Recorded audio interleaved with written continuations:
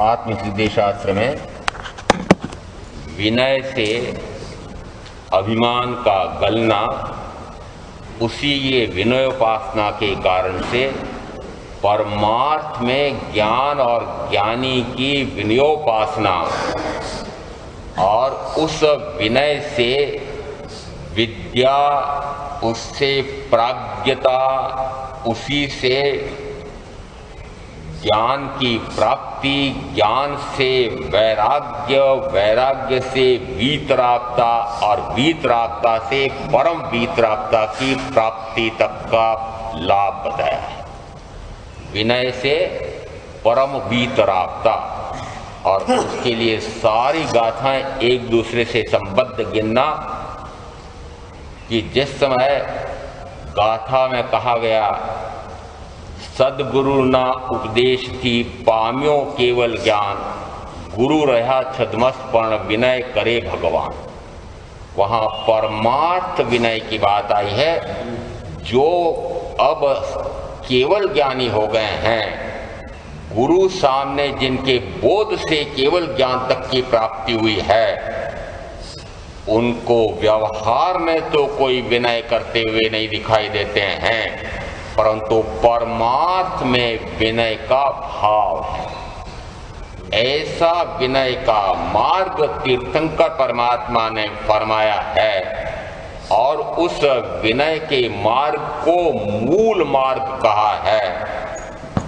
उस मूल मार्ग से कहाँ तक की प्राप्ति के सिद्ध बुद्ध मुक्त होने तक की लब्धि प्राप्ति गई है, और ऐसा वह जो विनय है उसका स्वरूप समझने वाला सौभाग्यशाली है, वही परम अपने आप का सौभाग्य माने कि मैंने ऐसा वीतराग के तीर्थंकर के उस विनय मार्ग को समझा है, और उस विनय मार्ग की महत्ता दिखा करके फिर एक गाथा जिस पर कल चर्चा चल रही थी, असदगुरु विनय नो लाभ लहे जो काई, महामोनी कर्म थी बूढ़े भव जलमाई। यदि ऐसा जो परम विनय, परम वीतरागता, परम शुद्ध, परम निर्मल, परम निर्विकारी, परम वीतराग दिशा को प्राप्त कराने वाला, यदि ऐसे विनय का लाभ कौन ले रहा है, तो मात्र सजग किया है संयमी साधकों को मुझे कि यदि सदगुरु नहीं है और सदगुरु मनवा करके वह शिष्यों से विनयोपासना झेलता है, उपासना करवाता है, विनय स्वीकार करता है, तो कहा वह महामोहनी कर्म का बंद करके अनंत काल तक जन्म मरण करेगा। मोहनी कर्म का एक अंतर मुहूर्त का जो मोह भाव है, वह 70 करोड़ा करोड़ी सागरोपम का बंद करा देता है। सतीश भाई कल प्रवचन के बाद पूछ रहे थे, ये महामोहनी कर्म में फिर कितना बंद होता हो? कहीं उल्लेख नहीं है कि महामोहनी कर्म से कितना बंद होगा। मोहनी कर्म की विकरालता ही महामोहनी है। यदि एक अंतर मुहूर्त में मोह करने से कहें कि क्रोध या राग या रति जो भी गिन ले, यहाँ मोह की बात आ रही है, इस कारण से मोह की नहीं है। यदि एक अंतर मुहूर्त के मोह का फल आया 70 करोड़ा करोड़ी सागरोपम। सागरोपम की परिभाषा बड़ी विशिष्ट है, और उसमें भी कहा 70 करोड़ गुणा 70 करोड़। उत्कृष्ट कितना बंद पड़ सकता है कि 70 करोड़ा करोड़ी, और वह बंद किसको पड़ सकता है कि जो घोर मिथ्यात्व में है उसी को इस प्रकार का बंद पड़ता है। परंतु यहाँ जो असदगुरु की बात कही है, वह असदगुरु कौन होगा कि जिसने सत को समझा नहीं, असत को समझा नहीं, सन्मार्ग कुमार्ग को समझा नहीं, हेय उपादेय को समझा नहीं, राग द्वेष मोहादि करके संसार के मार्ग को और ज्ञान दर्शन चारित्र रूप रत्नत्रय धर्म के मार्ग को, मोक्ष के मार्ग को समझा नहीं।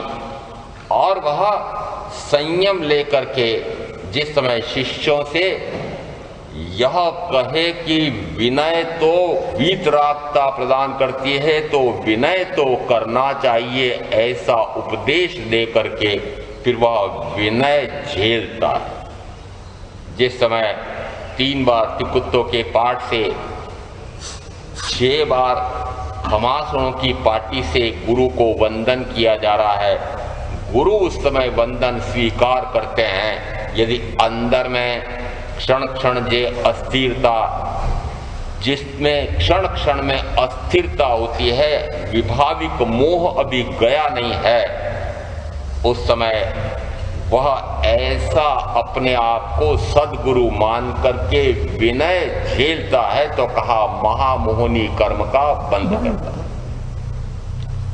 क्षण क्षण में अस्थिरता, इतनी अस्थिरता मन में है, इतनी चंचलता मन की है, इतना विकार का भाव निरंतर उठता जा रहा है। और कहां तक कहा गया है कि विभाविक मोह अभी तक गया नहीं। विभाविक मोह का क्या अर्थ? कि स्वभाव है मात्र ज्ञाता मात्र दृष्टा। विभाव क्या हुआ कि ज्ञाता दृष्टा भाव को छोड़ करके शेष सर्व भाव विकारी भाव है, वह विभाव है, पर भाव है। और उस पर भाव से जो कर्म का बंध होगा वह कितना होगा? तो कहा अनंत। और उस अनंत का फल कितना होगा? क्योंकि अनंत जन्म मरण का अनंत दुख। यह महामोहनी कर्म इसी प्रकार का है। यदि अंदर में साधुता है नहीं, अंदर में सम्यक ज्ञान सम्यक दर्शन तो हुआ नहीं, आत्मा का ज्ञान आत्मा का दर्शन तो हुआ नहीं, साधुता के लक्षण अंदर में तो प्रकट हुए नहीं, और बाह्य में यश कीर्ति स्वागत सत्कार आदि के लाभ को देख करके यह संयम ले, और फिर संयम लेने के बाद वह जैसे ही इस प्रकार का स्वागत सत्कार ग्रहण करता है तो कहा महामोहनी कर्म का बंध करता है। 1-2 व्याख्या प्रज्ञप्ति में आया हुआ है। यदि कोई ऐसी बाह्य में स्वागत सत्कार पूजा सम्मान आदि से आकर्षित होकर के संयम लेकर के तप में प्रविष्ट होता है तो उसे कहा वह असंयत भव्य देव है। भव्य देव, असंयत भव्य देव, ऐसा शीर्षक देकर कहा कि वह कौन होता है? तो कहा वह बाह्य में स्वागत सत्कार पूजा आदि को देख करके संयम लेता है, वह साध्वाचार का पालन करता है, साधु समाचारी का पालन करता है, परंतु लक्ष्य क्या था? साध्वाचार का पालन भी कर रहा है तो क्यों कर रहा है कि उसके बिना आदर सत्कार कहां से मिलेगा? तो लक्ष्य में क्या हुआ? आदर सत्कार। लक्ष्य संवरण निर्जरा का हुआ हो ही नहीं सकता है। क्यों? कि जब तक ज्ञान सम्यक नहीं हुआ है, दर्शन सम्यक नहीं हुआ है, तब तक उसको संवरण निर्जरा तत्व का ज्ञान और भान ही नहीं है, तो लक्ष्य कहां से हो? उसे क्या कहा? उसे कहा अभी विभाव दशा में पड़ा हुआ है। अनंत कर्म का बंध पड़े इस प्रकार का उसका अज्ञान और मिथ्यात्व है। अंदर में इतना अज्ञान और मिथ्यात्व पड़ा हुआ है और बाह्य में संयमी बन करके वह जिस समय ऐसी विनयोपासना झेलता है उस समय कहा महामोहनी कर्म का बंध करता है। अब मात्र महाशब्द जो है वह उसकी विकरालता को स्पष्ट करता है और उसी का अर्थ लें कि वह भवों भव तक जन्म मरण करता रहेगा। कहां तक जा सकता है? तो कहा वह बारंबार नरक तिर्यंच पंचेंद्री, नरक तिर्यंच पंचेंद्री, नरक में जाएगा, फिर तिर्यंच पंचेंद्री, फिर नरक में जाएगा, फिर नरक तिर्यंच पंचेंद्री, और ऐसा करते करते कहां तक कि वह निगोद तक में जा सकता है, ऐसा इस महामोहिनी कर्म का फल आया। और इस अपेक्षा से कहा कि संयमी मैं सावधान हो जाऊं कि यदि अंदर में संयम साधना तो है नहीं और बाह्य में संयमी कहलाता हूं तो महामोहिनी कर्म का उपार्जन होगा। अंदर में यदि ज्ञान है नहीं और ज्ञान का बघार लगाता हूं तो कहा महामोहिनी कर्म का बंध होगा। अंदर में यदि तप वस्तुतः तो जो तप मुझे संवर निर्जरा में ले जाकर आत्मा की रमणता में ले जाता है वह तप कहलाता है, परंतु बाह्य में तप करके मैंने तपस्वी का तमगा लगा करके फिर जय जयकार ले ली, महामोहिनी कर्म का बंध होता है। यहां जो इस प्रकार का स्वागत सत्कार जय जयकार वंदना झेल रहा है वह तो निश्चित रूप से महामोहिनी कर्म का बंध कर रहा है, परंतु वंदना करने वाले का इसमें कहीं उल्लेख नहीं आया, इस गाथा में नहीं है, आगे है, इसी आत्मसिद्धि में आगे है। यदि सदगुरु को असदगुरु और असदगुरु को सदगुरु माने तो आपके मिथ्यात्व के भेदों में क्या कहा? मिथ्यात्व है कि नहीं? और मिथ्यात्व का फल क्या? अनंत कर्म का बंध। यदि मिथ्यात्वी गुरु को सम्यक्त्वी मान करके और सदगुरु को सदगुरु मान करके और विनय प्रदर्शित कर रहा है, विनय कर रहा है, तो अनंत कर्म का बंध है। कैसे समझेंगे कि वह सम्यक्त्वी है कि नहीं है? तो कहा यदि अंदर में स्वयं को आत्मा का अनुभव हुआ हो, यदि स्वयं आत्माभिमुख हुआ हो, यदि स्वयं सम्यक के सम्मुख हुआ हो, यदि स्वयं के कषाय उपशांत हुए हों, इंद्रिय विषयों की आसक्ति मंद हुई हो, अन्य जीवों के प्रति अनुकंपा का भाव हो और भव न बढ़ जाए इस प्रकार का अंदर में भाव हो गया हो, तो सम्यक्त्व प्राप्त करने के लिए लक्षण प्रकट हो गए हैं, ऐसा कहा जाता है। और वह सद्गुरु और असद्गुरु में भेद कर सकता है। मुमुक्षु के नेत्र महात्मा को पहचानते हैं, अंदर में मुमुक्षुता नहीं है तो नहीं पहचान सकेंगे। फिर तो जो मिल गया वही सद्गुरु। और यदि कुगुरु को सुगुरु मान लिया, जिसने मोक्ष के मार्ग को जाना नहीं, जिसने मोक्ष के मार्ग को देखा नहीं, जिसने मोक्ष मार्ग पर चल करके आत्मानुभूति, आनंद की अनुभूति, परम सुख की, परमानंद की प्राप्ति की नहीं, वह क्या मोक्ष का मार्ग प्रदर्शित कर सकता है? यदि ऐसा हम कुगुरु को पकड़ लें तो कहा गया कि वह स्वयं यदि कुपथ पर है तो मुझे भी कुपथ पर चढ़ा देगा और एक भावनी भवों भव में भटकता रहूंगा। इसलिए यहाँ तक ज्ञानी कहते हैं कि चाहे पूरा जीवन खप जाए परंतु एक सद्गुरु की खोज करके और सद्गुरु को समर्पित हो जाए, सर्वार्पण कर दे, उसका निश्चित रूप से कल्याण है, क्योंकि सद्गुरु उसको सन्मार्ग, ज्ञान, दर्शन, चारित्र, तप रूप मोक्ष मार्ग ही बताएंगे, अन्यथा बता ही नहीं सकते हैं। और अन्यथा बताते हैं, यदि संसार लक्ष्य बताते हैं, यदि आप संसार लक्ष्य से उनके पास जाएं और वे संसार लक्ष्य की पूर्ति के लिए आपको कोई भी तरीका बताएं तो समझो सद्गुरु नहीं। संसार मार्ग तो चौथे गुण स्थान पर आते ही पहले कदम पर हेय हो जाता है। ये चौथे गुण स्थान की बड़ी कठिन परीक्षा अग्नि परीक्षा जैसा हो रहा है। हमारे सत्यप्रकाश जी बड़े चिंतित रहते हैं, महाराज ये चौथा गुण स्थान क्या इतना कठिन है? और यदि आपकी परिभाषा के अनुसार चौथा गुण स्थान हम मापें तो फिर हमें ढूंढना पड़ेगा कि चौथा गुण स्थान किसके है नहीं किसके नहीं है। चौथे गुण स्थान पर संसार, चतुर्गति रूप संसार हे हो जाता है। संवेग के फल में क्या आया?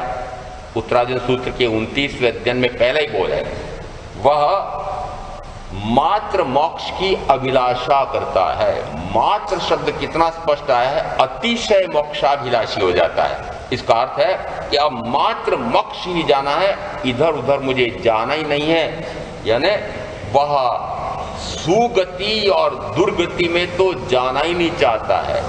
दुर्गति में तो कोई भी जीव नहीं जाना चाहता। कोई जाना चाहता दुर्गति में? नरक और तिरंज में यहाँ जो बैठे हैं वो जाना चाहते हैं, परंतु यदि देवगति में जाने का लक्ष्य हो तो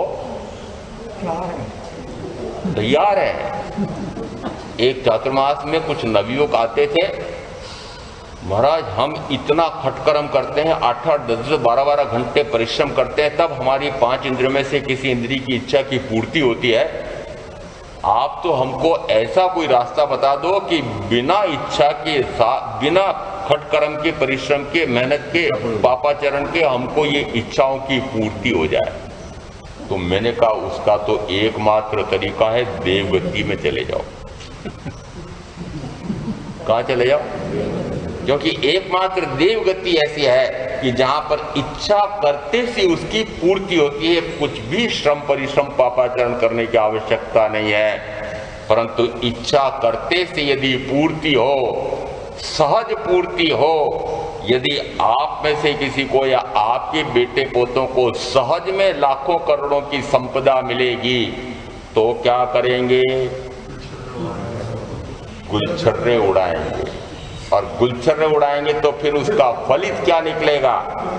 ये फलित निकलेगा कि वह अनंत कर्म का बंद करके चतुर्गति में भटकता रहेगा। इसलिए मैं तो सुगति देवगति में भी नहीं जाना चाहता। आप बोलो, जाना चाहते हो क्या? यदि देवगति में जाने का अभी भाव है, लक्ष्य है, तो समझो चौथे गुण स्थान का पहला कदम भी नहीं। मात्र संवर निर्जरा करके मोक्ष चला जाऊं, अब मुझे चतुर्गति रूप संसार बढ़ाना ही नहीं है। एक भव भी न बढ़ जाए ऐसा वह भव भीरु हो जाता है। भव भीरु, भय तो सम्यक द्वी के साथ तो यहां तक कि अंतिम मरण भय भी नष्ट हो जाता है, परंतु भव भीरुता तो प्रत्येक सम्यक द्वी को होती है। भव न बढ़ जाए, ऐसा कोई कार्य न कर बैठूं कि जिससे मेरा भव बढ़ जाए। कितनी उत्कृष्ट दशा होती है चौथे गुण स्थान पर। और जब ऐसा चौथा गुण स्थान सम्यक्त्व कहलाता है, और उसका फल क्या कहा कि मोक्ष निश्चित है, उसका मोक्ष निश्चित है। तो जिसका मोक्ष निश्चित है, मोक्ष रूपी महल गिनो, मोक्ष रूपी पेड़ गिनो, उसकी नींव कितनी सुदृढ़ होनी चाहिए, उसकी जड़ की मजबूती कितनी होनी चाहिए। और इसलिए कहा कि ये जड़ कितनी मजबूत है, सम्यक्त्व कितनी दृढ़ है, इसका पता तो लगाना पड़ेगा। और सम्यक्त्व होने के लिए यह आवश्यक है कि वह सत असत का विवेक कर ले, हे उपादेय का विवेक कर ले, मोक्ष मार्ग और संसार मार्ग का भेद समझ ले, आत्मा और शरीर का भेद समझ ले, और फिर ये शरीर आदि या शरीर आदि के कार्य ये हेय हैं, निकृष्ट हैं, अवांछनीय है, अनाचरणीय है, अकरणीय है, और फिर भी करता है। करने का निषेध तो नहीं आया है, करने का निषेध नहीं आया है, परंतु करने और करने में अंतर है। एक तो उसमें रसग्रस्त होकर के करता है, और एक नीरस होकर के करता है, एक आसक्त ग्रद्ध होकर के, अत्यंत ग्रद्ध होकर करता है, एक अनासक्त भाव से करता है। अंतर पड़ा। और कर्म का आश्रयबंध किससे? कि रस कितना है। यदि रस मंद मंदतर मंदतर मंदतर मंदतम है तो फिर कर्म का बंध भी मंद मंदतर मंदतर मंदतर मंदतम है। और रस नहीं है तो बंध नहीं है। रस नहीं है, लेश मात्र भी रस नहीं हो, और चाहे शरीर है तो मन वचन काया है, और मन वचन काया की प्रवृत्ति है, पर कर्म बंध लेश मात्र नहीं है। दो समयवर्ती। कहां? महाराज इतनी आगे की बात अभी क्यों पूछ रहे हो? सतीश भाई कुबीर पुत्र को तो पूछ लो। मन वचन काया है, मन वचन काया है, और रस लेश मात्र नहीं है। अब मन वचन काया यानी काया है तो काया की प्रवृत्ति होगी या नहीं? होगी। यदि काया की प्रवृत्ति होगी तो फिर कर्म का बंध होना चाहिए, परंतु काया की प्रवृत्ति से बंध नहीं कहा है। आत्मा के विकार कितने हैं तो कहा 11वें 12वें 13वें गुणस्थान वर्ती के कषाय निशेष हो गए हैं, इसलिए उनके कर्म का आश्रव इरियापति की क्रिया कह करके कहा। प्रथम समय में वह भाव उठता है जिसको हम कहते हैं कर्म का बंध, फिर दूसरे समय में कर्म का उदय, और तीसरे समय में कर्म की निर्झरा, उसको कर्म बंध कहा जाएगा। दो समयवर्ती। इसका अर्थ हुआ कि यदि काया की क्रिया हो रही है, प्रवृत्ति उसकी हो रही है, उसका निषेध कहां किया? ये तो अरिहंत या तीर्थंकर परमात्मा भी काया की प्रवृत्ति में तो हमें दिखाई देते हैं, प्रवृत्ति कर रहे हैं, परंतु कषाय, राग, आसक्ति, रस नहीं। यदि यह नहीं यहां तक हो सकता है तो मंद हो सकता है कि नहीं? इसका अर्थ है कि काया की क्रिया करते हुए भी, काया में प्रवृत्त होते हुए भी वह रस मिटते घटते घटते घटते घटते मिट जाता है तो घट सकता है कि नहीं? तो माप क्या होगा? माप होगा कि चाहे शरीर की क्रिया करते हुए तो दिखाई दे रहे हैं, परंतु रस ग्रद्धता निरंतर मंद मंद मंद मंद मंद तर मंद तम हो गई है, और वे सद्गुरु हैं, वे सद्गुरु हैं। अंदर में आत्मा का आनंद, उसका अपूर्व आस्वाद आता है। बाह्य में यह रसग्रद्धता मंद मंद विकार से निर्विकार अवस्था बाह्य में भी झलकती है, तो कहा वह क्षण क्षण में जो अस्थिरता होती है, जो विभाविक मोह है, वे उनके चले गए हैं, तो कहा जाएगा कि वे सच्चे सद्गुरु हैं। और उन सद्गुरु की विनयोपासना, वह तो मुझे वीतरागता, यहां तक कि परम वीतरागता तक ले जाएगी। और यदि इसके स्थान पर गुरु की असद्गुरु की विनयोपासना कर ली तो वे भी डूबे और मैं भी डूबा। क्या करना चाहते हैं? मुझे भी डुबाना और आपको भी डूबना है। दोनों तिर जाएं, तो दोनों तिर जाएं का अर्थ क्या? कि आप भी भगवान सद्गुरु की परिभाषा में रहें, आपका भी सत असत का विवेक पक्का हो जाए और हमको भी सत असत का विवेक करा दें। यदि दोनों एक मार्ग पर हैं, एक बहुत तेजी से दौड़ने वाले और एक पीछे पीछे अनुगमन करने वाला, चाहे मंथर गति से चल रहा हो, परंतु अनुगामी तो उन्हीं का है, गुरु का नहीं। तो कहा असद्गुरु विनय नो लाभ ले जो कहाई भव महामोहनी कर्मथी बूढ़े भव जलमाए। यहाँ ये जो इतनी सारी गाथाएं एक साथ आई हैं, उनका एक अंतिम फलित आया है। फलित क्या दिया? होय मुमुक्षु जीवते समझे एह विचार, होय मतार्थी जीवते अवड़ो ले निर्धार। अवड़ो का उच्चारण आ गया क्या? नहीं आया। मराठी में ल और ल में अंतर है। अवड़ो उच्चारण कहते हैं ये कंप्यूटर वाले आजकल हिंदी का जैसा उच्चारण हुआ उसके अनुसार कंप्यूटर उसका अनुवाद कर दे। बोले हिंदी में बहुत कठिन है क्योंकि वह मात्र अक्षर के आधार पर नहीं है, उसका उच्चारण बड़ा महत्वपूर्ण है, भाव उसके साथ बड़े महत्वपूर्ण है। उस उच्चारण से वो भाव कैसा निकलता है। इसलिए चाहे संस्कृत कहो, चाहे प्राकृत कहो, चाहे हिंदी कहो, यह उत्कृष्टतम भाषा है, परंतु हम तो दासों की भाषा के दास हो गए हैं। होय मुमुक्षु जीवते समझे एह विचार, ये सारे विचार सम्यक कौन समझ में आ जाएंगे, किसे समझ में आ जाएंगे? तो कि जो मुमुक्षु जीव है वह तो इन सारी बातों को सम्यक प्रकार से समझेगा, और जो मतार्थी है वह उल्टा ही अर्थ निकालेगा। यदि सम्यक अर्थ भी समझाएंगे तब भी जो मतार्थी है वह उल्टा ही अर्थ निकालता है। इसलिए कहते हैं यदि ये सारे इन भावों को जिन जिन गाथाओं में आया है, ये सारे किसके लिए सम्यक होंगे? कि यदि मुमुक्षु जीव, मुमुक्षु किसे कहा? कि जिसके अंदर में इस प्रकार की तीव्र जिज्ञासा उठी है कि मैं भी आत्मा के स्वरूप को, परमात्मा के स्वरूप को, लोक के स्वरूप को समझूं। मात्र तीन का स्वरूप समझ में आ जाए तो लोक के ऊपर सर्वोच्च शिखर पर जाकर के सिद्ध बुद्ध मुक्त विराजमान हो जाते हैं। कितना सा समझना है? संजय राजर्षि में आया है, उसमें स्कंदक परिव्राजक में आया है, शिव राजर्षि में आया है। मात्र उन्होंने क्या समझा? जीव का स्वरूप कैसा है, लोक का स्वरूप कैसा है।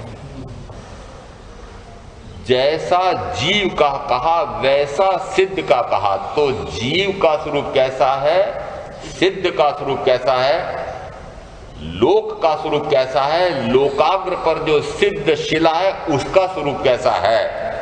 मात्र 4 प्रश्न मुख्यता से स्कंदक परिव्राजक ने भगवान महावीर से पूछे थे, और ऐसे कैसे प्रश्न भगवान महावीर से शिव राजर्षि, ये परिव्राजक शिव राजर्षि परिव्राजक थे, उन्होंने पूछे थे, और मात्र उनका उत्तर पा करके वे एक भवावतारी स्कंदक परिव्राजक और शिव राजर्षि उसी भाव में मोक्ष ले। यदि इतना सा जान ले तब भी पर्याप्त हो गया। लोक का स्वरूप जान लिया, इसका क्या अर्थ? कि यदि इन तीनों लोकों में निरंतर संचरण परिभ्रमण करने वाला वह मैं, और ये संचरण परिभ्रमण क्यों हो रहा है? कि मेरी शुभाशुभ अध्यवसाय से, भाव से, परिणाम से हो रहा है। तो भगवान महावीर मुझे चेताते हैं कि यदि शुभाशुभ से परे होकर के शुद्ध स्वरूप को प्राप्त हो जाओ तो इस लोक के तीनों लोक के परिभ्रमण से मुक्त हो जाओगे। अब शुद्ध स्वरूप कैसा है उसको समझना यह तो बहुत कठिन है। शुभ समझ में आता है, आपको बड़ा अच्छा लगता है, शुभ आकर्षक है, शुभ आकर्षक है। क्यों? क्योंकि शुभ का फल पुण्य, और पुण्य का फल आकर्षक है कि नहीं? तो किधर ललचाते हैं? पुण्य में ललचाए, और जैसे आप पुण्य में ललचाए और पुण्य में अटके तो भटके। बड़ा कठिन लगता है, यह बड़ा अरुचिकर लगता है जिस समय मैं इस प्रकार से बोल देता हूं कि पुण्य में अटके तो भटके। क्यों? क्योंकि यदि सम्यक ज्ञान, सम्यक दर्शन नहीं हुआ है और शुभ में अटक गए तो पुण्य करके पुण्य का फल जिस समय भोगने जाएंगे उस समय पुनः भयंकरतम पाप करके, कर्म का बंद करके चतुर्गति में अनंत काल तक भटकते रहेंगे। इसलिए कहा शुभ को भी जानो, उसका फल भी जानो, अशुभ को भी जानो, अशुभ का फल भी जानो। और ये शुभ और अशुभ दोनों निरंतर चतुर्गति में भटकाने वाले हैं। चतुर्गति से मुक्त करने का उपाय एकमात्र है। जिस क्षण, जिन क्षणों में, जिस काल में मैं शुभाशुभ से परे होकर के मात्र शुद्धोपयोगी होता हूं, शुद्ध स्वभाव, मात्र ज्ञाता मात्र दृष्टा, ऐसे स्वभाव में लीन होता हूं, उस समय कहा जाता है कि वह उस समय कर्म के आश्रव बंध के स्थान पर संवर करता है, वही निर्झरा बनता है और ऐसा करते करते वह मुक्त होता है। तो फिर शुद्ध स्वरूप को समझना नहीं पड़ेगा। फिर शुद्ध स्वरूप में मेरा कैसा शुद्ध स्वरूप है इसको समझना नहीं पड़ेगा कि मैं बस वर्तमान में भी ऐसा शुद्ध ही हूं, अशुद्धि मात्र ऊपर से आई हुई। अशुद्धि कौन सी? रागादि भाव कर्म की अशुद्धि, उसके कारण से ज्ञानावरणादि द्रव्य कर्म की अशुद्धि, और ज्ञानावरणादि द्रव्य कर्म 8, उनमें से 4 अभक्ति का फल है शरीर आदि की अशुद्धि। अब ये 3 अशुद्धियां कहें, चाहे 3 संयोग कहें, और संयोग की परिभाषा है कि आता है और जाता है। संयोग संबंध किसे का? मिलना बिछुड़ना, मिलना बिछुड़ना। यद्यपि ये तीनों संयोग अनादि से गिने तो अनंत काल से है। अनादि से गिने तो काल कितना हो गया? अनंत। पर क्या एक जैसे रहे? तीनों संयोग एक जैसे रहे कि नहीं रहे? प्रवाह रूप में तीनों एक साथ चल रहे हैं, पर प्रवाह किसे कहा?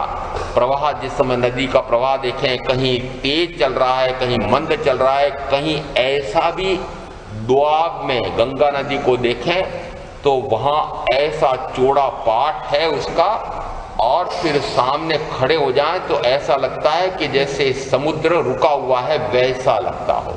परंतु क्या पानी का प्रवाह नहीं हो रहा है? हो रहा है। तो प्रवाह रूप में यह संयोग वियोग, संयोग वियोग, संयोग वियोग है।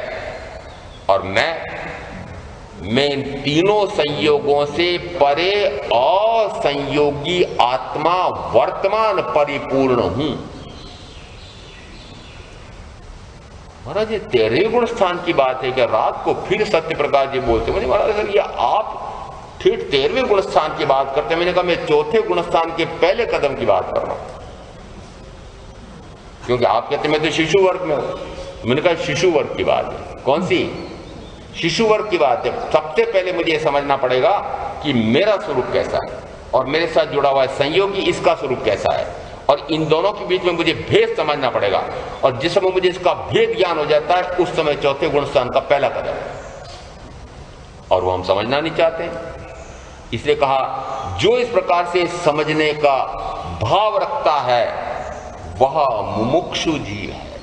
और मुमुक्षु जीव जिस समय सदगुरु के पास जाएगा, उस समय वे जो कहेंगे उसको वह सम्यक रीति से ही समझेगा, वह उल्टा नहीं समझ सकता है। परंतु जो मतार्थी जीव है वह उल्टा समझेगा। आप तो त्याग पचकांड तो पूरी तरह से उड़ा ही रहे हो, आप तो व्यावहारिक जगत को तो उड़ा ही रहे हो, आपका दृष्टिकोण ठीक नहीं है, व्यवहार में ऐसा ठीक नहीं है। तो आपने जो हट या मत बना रखा है, वह हट और मत दुख दे रहा है सम्यक स्वरूप को समझने में। कहां अटक रहे हैं हम? मात्र भी बाह्याचार में अटकना चाहते हैं। बाह्याचार की आवश्यकता वर्तमान में नहीं है। आप कहेंगे वर्तमान में बाह्याचार होगा तब जाकर के उन्होंने कहा, पहले जिस समय इसी में यदि त्याग और प्रत्याख्यान आत्मार्थ के साथ हो तो उसका असंख्य गुना लाभ है। ध्यान रखा उस समय, यदि त्याग और प्रत्याख्यान वर्तमान में जो कर रहे हैं उसका लक्ष्य आत्मज्ञान तो हुआ नहीं, परंतु आत्मज्ञान की प्राप्ति का है। त्याग प्रत्याख्यान का लक्ष्य क्या? कि आत्मज्ञान हो जाए। कितना अंतर हो गया? अंतर हुआ कुछ? त्याग प्रत्याख्यान का लक्ष्य यदि आत्मार्थ है तो वह बाहर में प्रदर्शित होगा? बाहर में प्रदर्शित नहीं होगा। बाहर में प्रदर्शन का भाव उठेगा? नहीं उठेगा। और बाहर में प्रदर्शन का भाव नहीं उठा तो अहम भाव आएगा, अहंकार होगा, फिर उसमें लोभ कषाय होगा, फिर उसमें कहीं छल प्रपंच मायाचारी होगी, फिर उसकी बारीकी में जाएंगे, आडंबर में जाएंगे कि नहीं जाएंगे। इसलिए कहा पहले यह समझ में आ जाए मुझे कि वास्तविक स्वरूप मेरा कैसा है, उसके बाद जो भी त्याग और प्रत्याख्यान होंगे वे सहज होते हैं। और इसलिए कल 2 कक्षाओं में मात्र इस बिंदु पर 1-1 घंटे चर्चा हुई कि मात्र ज्ञान हो जाना ही प्रत्याख्यान है। क्यों?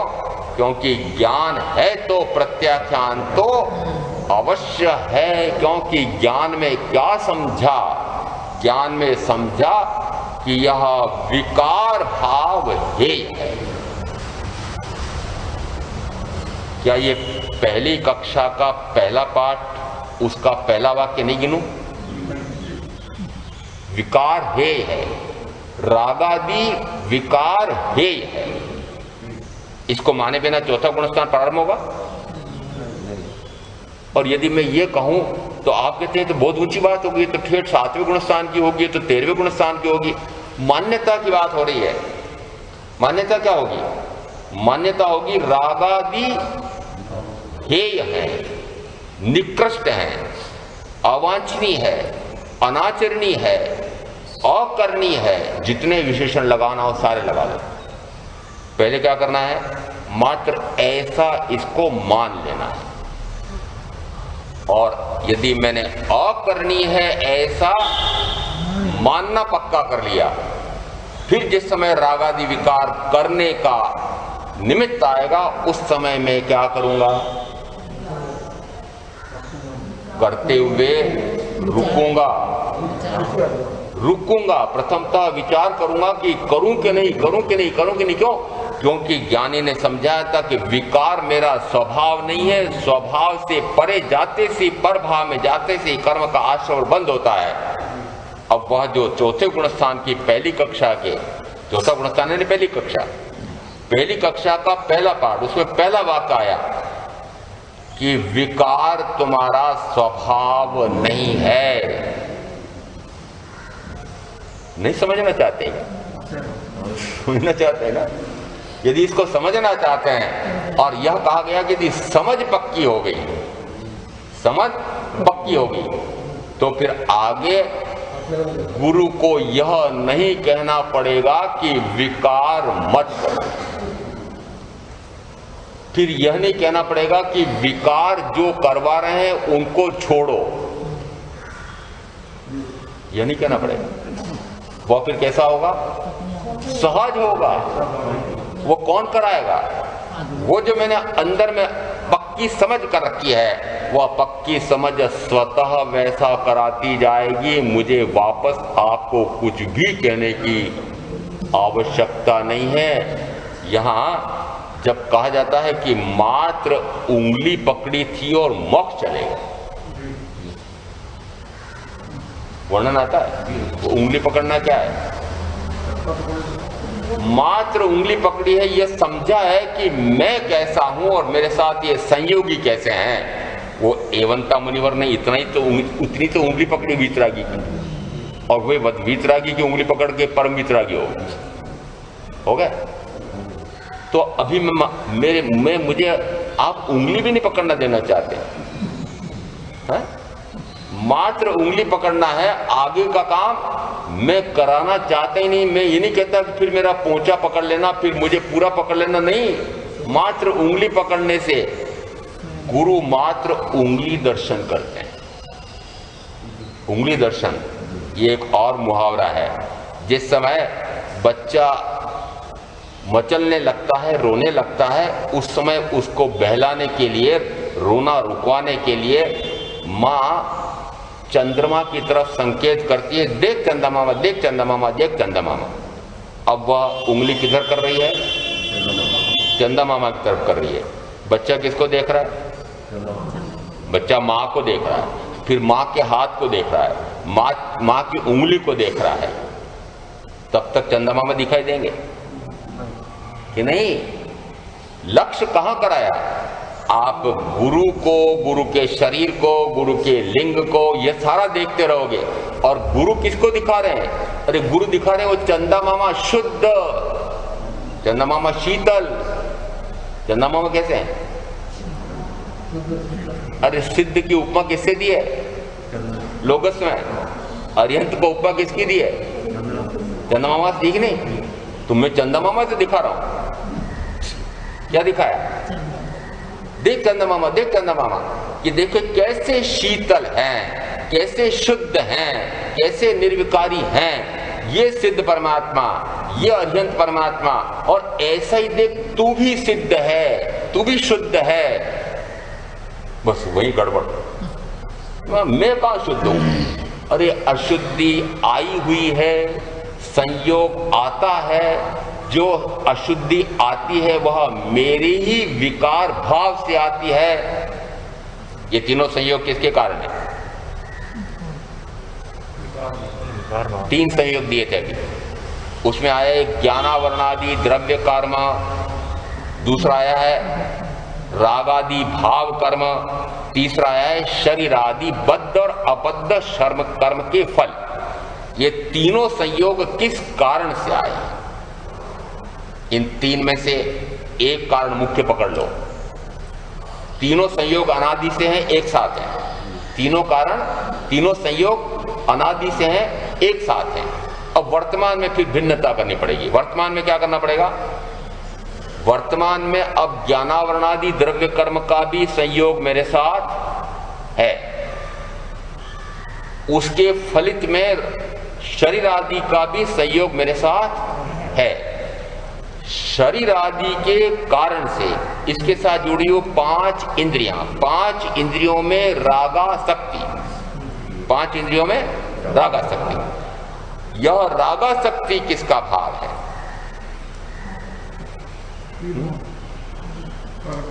मेरा। तो माना तो मैंने यह मानने के लिए कहा कि यह रागासक्ति तुम्हारा भाव है ही नहीं। तुम तो अनासक्त स्वभाव वाले हो, तुम तो वीतराग स्वभाव वाले हो। यह आसक्ति तुम्हारा भाव ही नहीं है। अब रागासक्ति करूंगा, मेरा भाव ही नहीं। समझ क्या पक्की की? उंगली कहां पकड़ाई? समझ क्या पक्की की?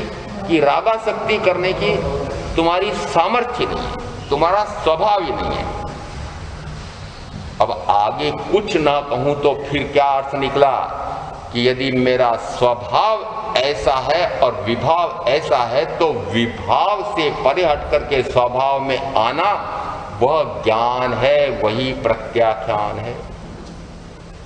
वह ज्ञान है, वही प्रत्याख्यान है। स्वभाव में आ जाना प्रत्याख्यान हुआ क्या? सत्य प्रकाश जी बोलेंगे। अब प्रकाश तो यही करेंगे सत्य का।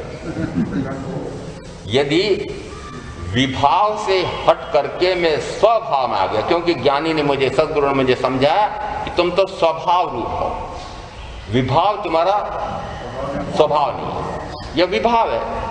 और विभाव किसी कारण से है, स्वभाव अकारण है।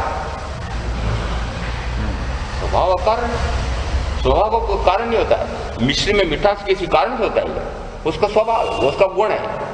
तो वह गुण तो मेरे साथ कब से? अनादि से। यदि मैं अनादि से स्वभाव स्वरूप हूं, तो फिर मैं जो अनादि से जैसा हूं वैसा हो क्यों नहीं जाता हूं? विभाव में क्यों जाऊं? गुरु ने कहा विभाव में जाने की तुम्हारी सामर्थ्य नहीं है, वह तुम कर ही नहीं सकते हो। उसके कर्तृत्व से परे हो जाओ। उसके कर्तृत्व का अभिमान भी क्यों? क्योंकि विभाव कर ही नहीं सकते, करने की तुम्हारी सामर्थ्य नहीं। तो विभाव के कर्तृत्व, तो विभाव के कर्तृत्व तक को मिटा रहे हैं। कौन से कर्तृत्व? तो प्रत्याख्यान का कर्तृत्व मिटाने का आ गया नहीं इसमें। अमुक वस्तु छोड़ी, अमुक धन वैभव छोड़ा, अमुक परिजन छोड़े, ये करोड़ों का धन छोड़ा, ये करोड़ों का वैभव छोड़ा, ये ऐसे आज्ञाकारी अनुकूल परिवार छोड़े, तो छोड़ा ऐसा कर्तृत्व का अहम भाव आ रहा है। अरे उसको तो दूर करने का क्या, ये बहुत बाद की बात है। ये तो पहले क्या करें, मैं रागादि कर सकता हूं, उसके कर्तृत्व का भी बोध छुड़ा रहे। समझना नहीं, इस बात को समझना है कि नहीं। इन्होंने कहा ये तो 3 से 4 की विशिष्ट कक्षा है, इसलिए आपने प्रतिपादन कर दिया। तो मैंने कहा ठीक है, कल इसको सार्वजनिक करना पड़ेगा। जो बिल्कुल पहली कक्षा में शिशु वर्ग में अ पढ़ने के लिए आए हैं, उन्हीं को समझाना पड़ेगा कि अरिहंत कैसे होते हैं, आत्मा कैसा होता है, ये शुद्धात्मा कैसा होता है। शुद्धात्मा होता है मात्र ज्ञाता, मात्र दृष्टा, मात्र स्वयं को जानना, स्वयं को देखना, स्वयं को जानना, स्वयं को देखना, स्वयं में रहना, स्वयं में स्थित हो जाना, स्वयं में स्थिर हो जाना। ये मेरा स्वभाव है। यदि स्वभाव में रहूं तो विभाव से परे हो गया, और विभाव से परे हो गया तो कर्म का आश्रय बंद होगा। आप क्या चाहते हैं? नहीं चाहते हैं तो फिर मुझे ये कहना पड़ेगा कि विभाव क्या है।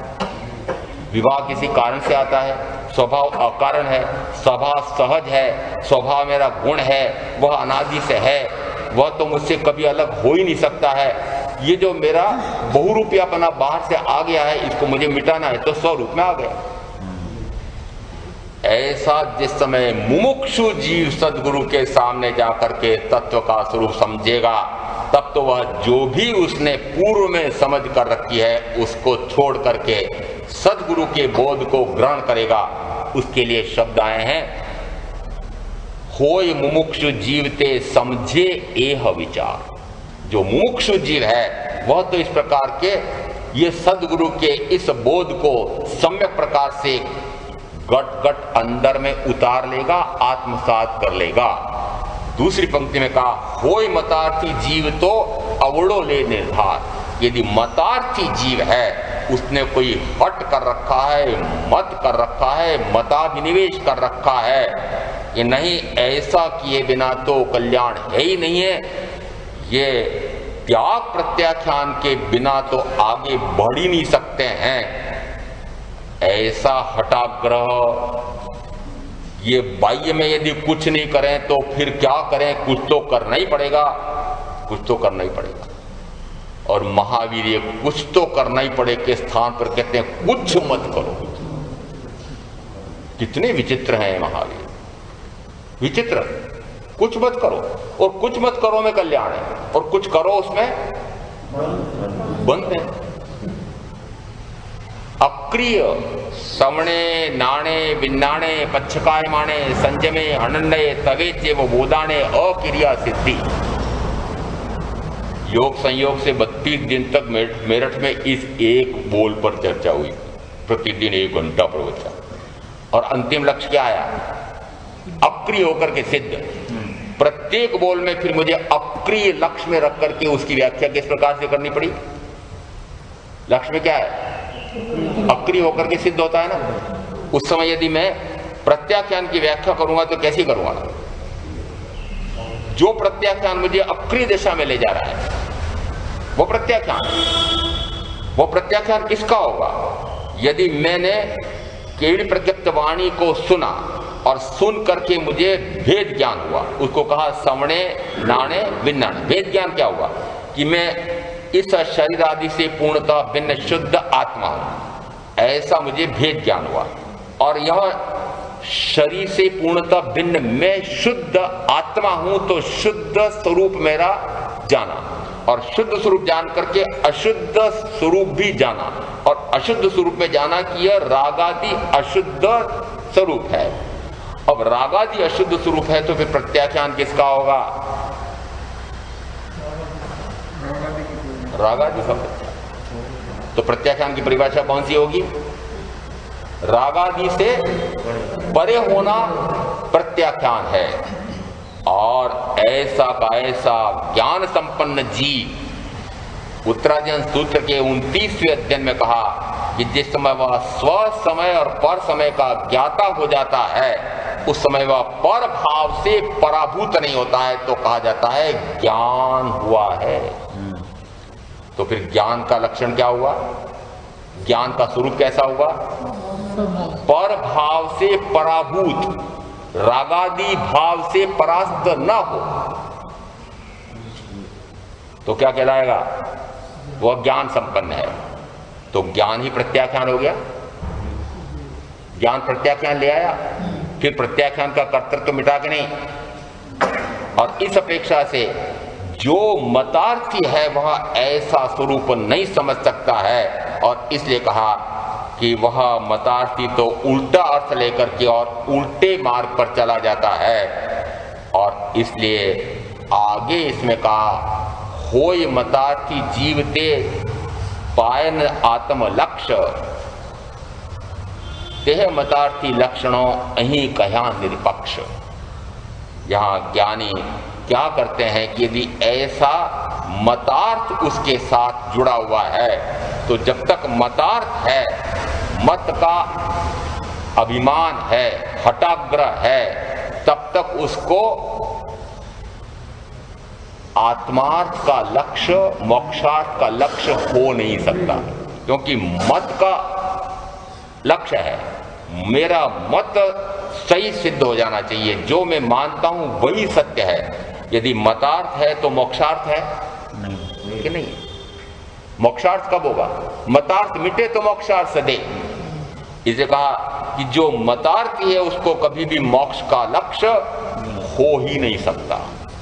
वह तो अपने मत को सिद्ध करने के लिए निरंतर पुरुषार्थ करेगा, वह मोक्ष का पुरुषार्थ कर नहीं सकता, मोक्ष का लक्ष्य उसका हो नहीं सकता। इसलिए यहाँ सूत्रकार कहते हैं कि मैं अब यहाँ ऐसे मतार्थी के लक्षण, क्यों कि मतार्थी का लक्षण जान जाए तो उसका मतार्थ मिट जाए तो मोक्षार्थ सद जाएगा। इसलिए सबसे पहले क्या जाने कि मतार्थ क्या है, मतार्थी क्या है। यहाँ पर जिस समय इस प्रकार के मतार्थी के लक्षण, अब आगे मतार्थी के लक्षण आएंगे, मतार्थी के लक्षण जिस समय कहे जाएंगे, उस समय यह मत समझना कि कहीं लक्ष्य अन्य किसी का करके मतार्थी सिद्ध कर रहा हूं। लक्ष्य क्या है? यदि मैंने अंदर में ऐसा कोई मताभिनिवेश कर रखा है, मत का आग्रह कर रखा है, तो वह मेरे मत का आग्रह छूट जाए। मात्र इसी लक्ष्य से इन गाथाओं का अर्थ समझना, दूसरे की टीका टिप्पणी, दूसरे का छिद्रान्वेषण, यह लक्ष्य नहीं है। यह लक्ष्य नहीं है। जिस समय मतार्थी किसे कहा जाता है, उस समय व्याख्या, जब मतार्थी की व्याख्या होती है, उस समय यह नहीं समझना कि ऐसा मतार्थी अमुक है। अंदर टटोलना, कहाँ? अपने आप को टटोलना कि मैं कहीं इस प्रकार का मतार्थी तो नहीं हूं, मैंने ऐसा इस प्रकार का कोई मत का हट नहीं कर रखा हो, तो मेरा वह मत का हट निकल जाए। इस लक्ष्य से सूत्रकार यहाँ मतार्थी के लक्षण कहेंगे। और ऐसा मतार्थी का लक्षण समझ करके, मुमुक्षु का स्वरूप समझ करके, मुमुक्षु भाव से इनका स्वरूप समझेंगे। मैं आप जो ऐसा समझ करके और आत्मा साधेंगे, उनका अवश्य कल्याण होगा। ओम शांति।